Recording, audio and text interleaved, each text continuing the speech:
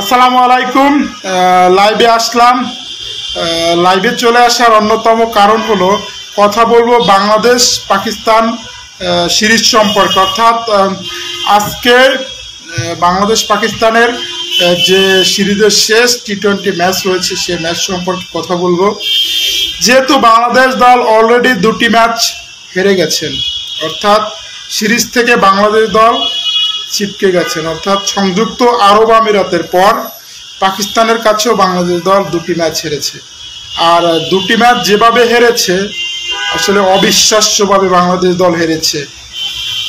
দেখে আমি খুব অবাক হয়েছি যে কোনো ব্যাটসম্যান এক ম্যাচে রান করলে পরবর্তী 3 থেকে 4 ম্যাচে রানের কোনো খবর নাই, অর্থাৎ অধারাবাহিক। যদি আমি হালকা একটু পিছনে যেতে চাই, যদি আপনি সংযুক্ত আরব আমিরাতের বিপক্ষে বাংলাদেশের প্রথম টি-20 ম্যাচটার দিকে লক্ষ্য করেন, সেক্ষেত্রে সে ম্যাচে পারভেজ হোসেন ইমন কিন্তু 100 করেছেন। পরবর্তী ম্যাচে ইনজুরির কারণে পারভেজ হোসেন ইমন সুযোগ পান নাই। এরপর বাকি যে একটি ম্যাচ ছিল সে ম্যাচে 0 রানে আউট হয়েছেন, অর্থাৎ 0 রানে আউট হয়েছেন, যেটাকে বাংলায় ডাক বলা হয়, ডাক মেরেছেন। পরবর্তী পাকিস্তানের সাথে 2টি ম্যাচ তিনি ওপেন করেছেন, একদম সম্পূর্ণ 2টি ম্যাচেই অধারাবাহিক, অর্থাৎ 2টি ম্যাচেই ব্যর্থ।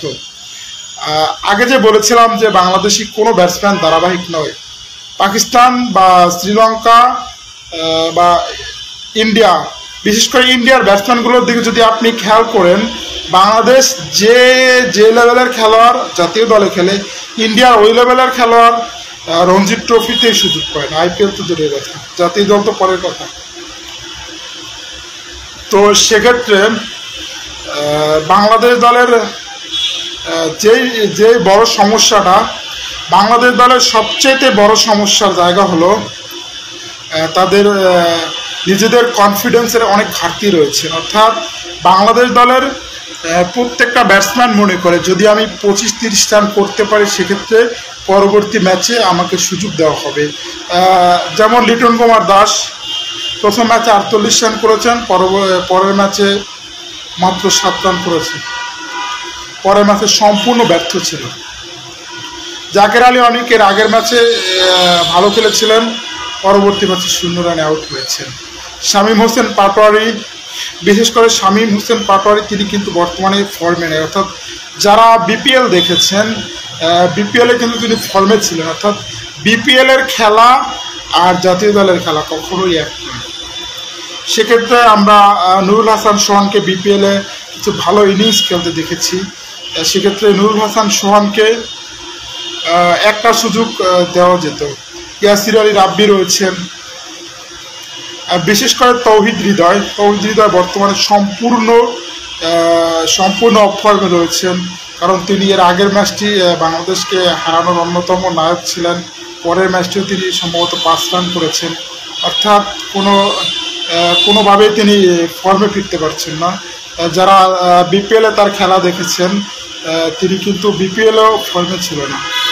যেহেতু আজকের বাংলাদেশ দলের হোয়াইট ওয়াশের লজ্জা এড়ানোর জন্য বাংলাদেশ দল যেহেতু আজকে রাত 9টায় মাঠে নামবে, অর্থাৎ আমরা বাংলাদেশি যারা দর্শক রয়েছি, যারা আমরা বাংলাদেশ ক্রিকেটকে ভালোবাসি, মনে প্রাণে যারা বাংলাদেশ ক্রিকেটকে লালন করি, তারা যতই বলি যে বাংলাদেশের খেলা দেখবো না, দিন শেষে আমরা যখন বাংলাদেশে খেলা শুরু হয় আমরা টিভির সামনে বসে পড়ি। এটাই হলো বাংলাদেশের প্রতি ভালোবাসা। তো বাংলাদেশের হাজার হাজার দর্শক চেয়ে আছে শুধু একটা জয়ের জন্য, অর্থাৎ বাংলাদেশ দল সুন্দর একটা জয় উপহার দিবে সেই আশা বাংলাদেশের প্রত্যেকটা দর্শক করে। যেহেতু আজকে শুধু হোয়াইট ওয়াশের লজ্জা এড়ানোর এই ম্যাচটা বাংলাদেশ অলরেডি হেরে গেছে, আশা করব এই ম্যাচটা অন্তত বাংলাদেশ দল ভালো খেলবে এবং বাংলাদেশ জিতবে। আসলে বাংলাদেশের মন মানসিকতা 200 রানের উপরে গেলে যে 200 রানের যে ব্যাটিংটা প্রথম পাওয়ার পেলে প্রথম 6 ওভারে আপনাকে কম হলে 70 থেকে 80 রান করতে হবে, সেক্ষেত্রে বাংলাদেশ দল প্রথম 6 ওভার যে পাওয়ার পেলে ওই পাওয়ার পেলে কাজে লাগাতে পারে না। আর আপনি একটা জিনিস যদি খেয়াল করেন, আমি লাস্টের ম্যাচটা তানজিল হাসান সাকিব 31 বলে 50 রানের এক বিস্ফোরক ইনিংস খেলেছেন, অর্থাৎ যে ইনিংসের ভিতরে 5টি ছক্কার মারছিল।